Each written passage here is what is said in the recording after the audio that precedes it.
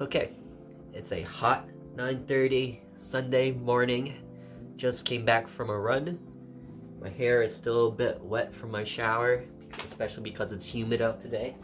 But I at least have a hat to hide all of that.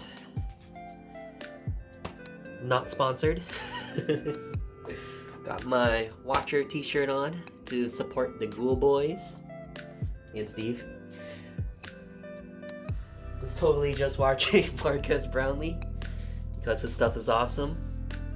And I don't have AC, so I got my PS5 Longboy to save me. This vlog is gonna be great. This is what happens when you stop doing your update vlogs for a while. You just become a mess. My morning was totally planned to just be shirtless while I work on this thing, but then I was like, you know what? I could actually show you guys this stuff because it's not spoiler stuff.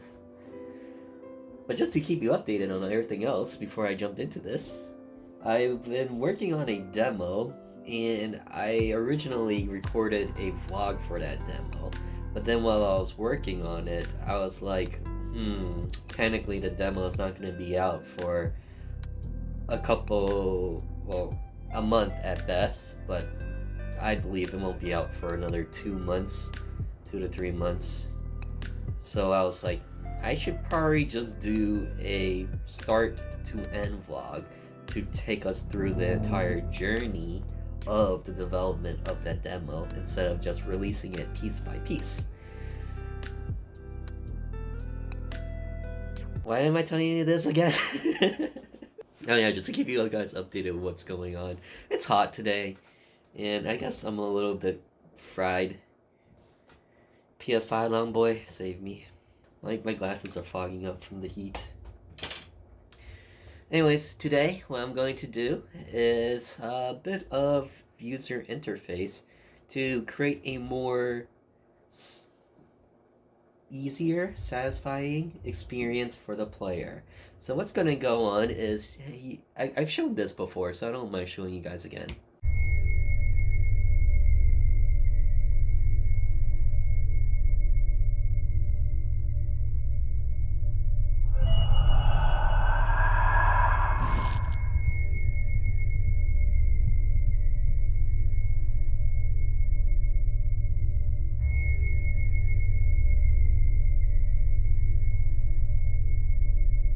So essentially, the player is going to have to try and find all of these pieces of teddy bears for whatever reason.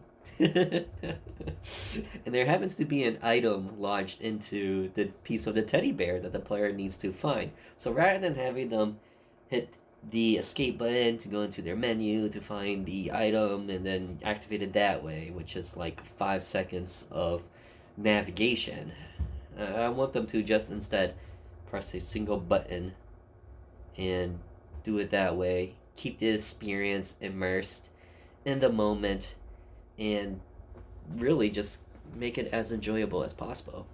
Now, this isn't going to be the easiest thing to do, and it's going to require an array and a lot of conditional branches, which means I'm going to have to get pretty dang immersed into the syntax of this event. So with that said, oh god, that kind of hurts. The scraping. Oh, Ash Ketchum, you're a beast. Let's do this.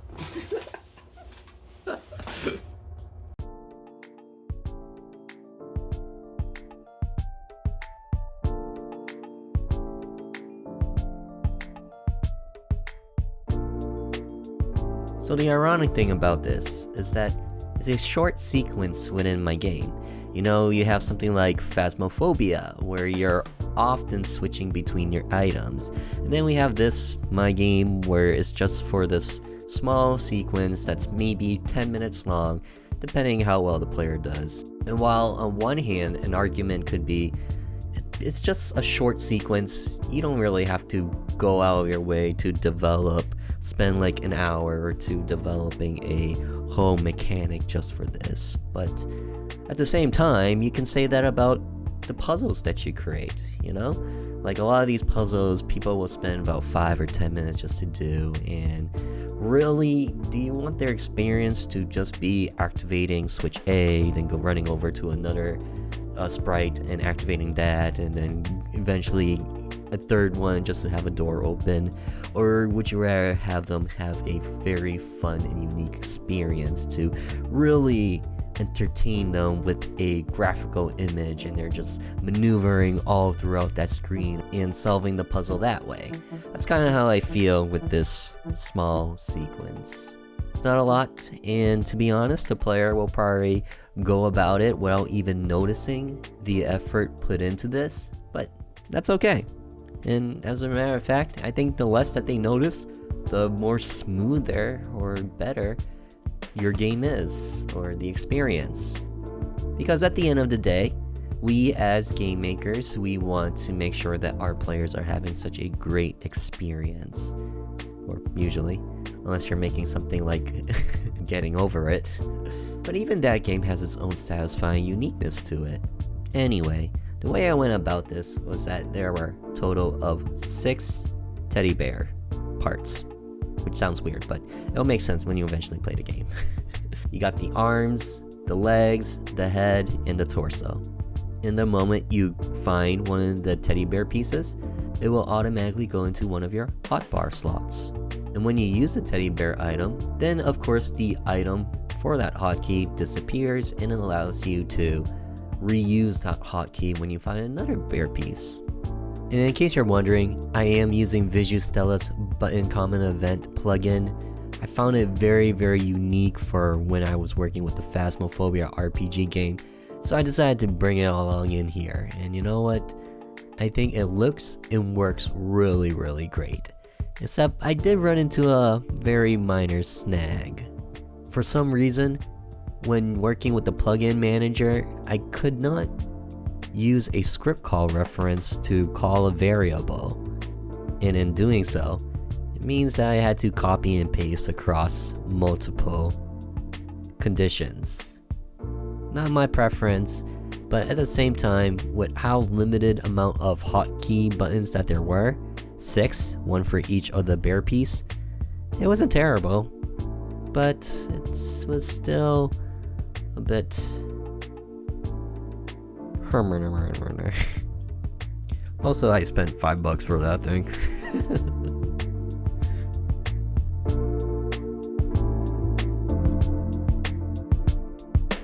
Okay, so totally ran into a snag there that you guys saw. And for some reason, this common event ID will not take the script calls for like game variable.value. I don't know why I switched hands just to point. But yeah, I don't know why they won't do that. It's so weird. And in doing so, I had to test each and every single variable instead. And it's gross. I hate doing that. I absolutely hate it. But it's okay. I had Marcus Brownlee on the side for me to watch as I changed the numbers. So it's cool. We're good. It's just weird. Maybe I just have an older version of this plugin, and there's probably a newer version that fixed that. I probably should have checked, but I was kind of lazy. And I know what you guys are saying. TheOdie, didn't you make something like this when you made PhasmoRPG, where you had hotkeys to just use the items? And yeah, absolutely, 100%. But my argument to that is, it's been like 6 months. That's reason number 1. Reason number 2 is that I developed PhasmoRPG in mind of using hotkeys for the items. So in the Phasmo case, I already had the hotkeys developed first, but then in this case, I already have the items and how they work first, and then I'm trying to add hotkeys. So I'm adjusting the hotkeys to an existing program. So I kind of have to work my way around unless I want to reinvent the whole thing. And I don't want to reinvent the whole thing. That would take much longer. It's just that this is more repetitive. But hey, it works. So I'm happy there.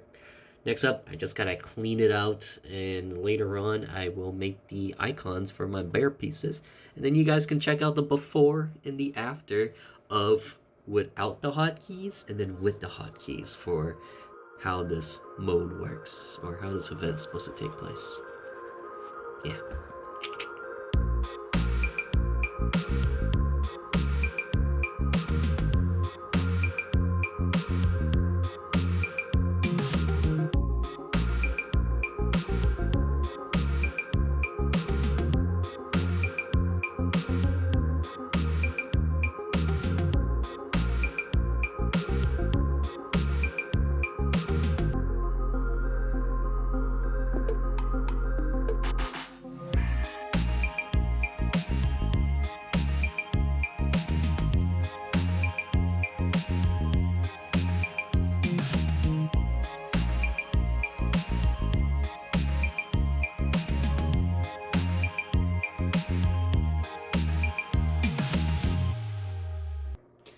So that was painful, but we did it. I did it. It was all me. Don't you dare try to take some of that credit. It was all me. Oh god, that's ugly. Ugh. Ugh. Never wearing hats again. Alright, so I'm gonna take a break. I don't wanna do pixel art. I mean, I will eventually. Maybe later today or tomorrow.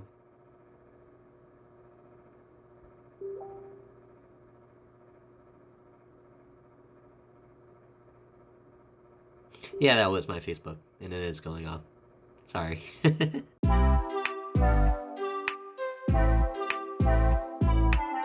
Okay, so originally my intention was to recreate all the thumbnails, but then I had this brain blast of a moment and was like, you know what, I already have sprites for these bare pieces. All I technically gotta do is resize them? Okay, hear me out. So, technically, this game, all the pixel art are 24 by 24 per tile.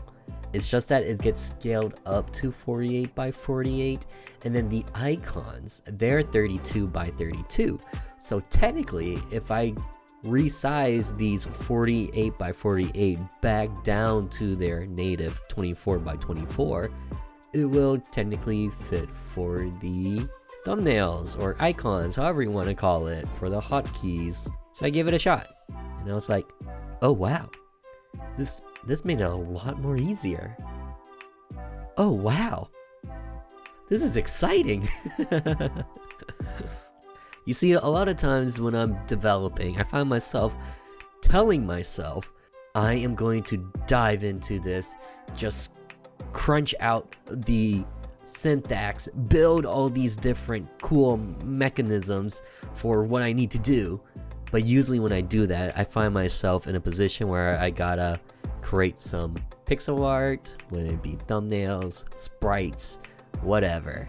Or maybe I gotta create some sound effects, or I gotta create some, or I need some background music to really get into the immersion of the current situation. And when that happens, it's like you're running down a hallway and then boom, someone opens a door right in front of you and you gotta stop and heal the wounds, aka get sidetracked and do this other thing. And that's a terrible analogy, but it's along the same lines, so I think you guys get it. Anyway, turns out it wasn't that terrible.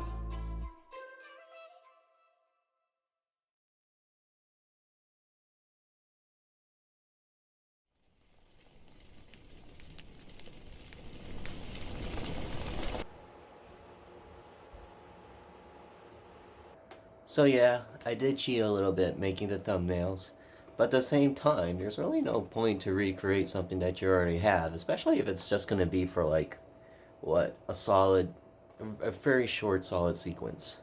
So, I think it was pretty alright. I'm baking here. I'm baking at 9 degrees, baby. Granted, I do know that other states have it hotter, or other countries have it hotter, but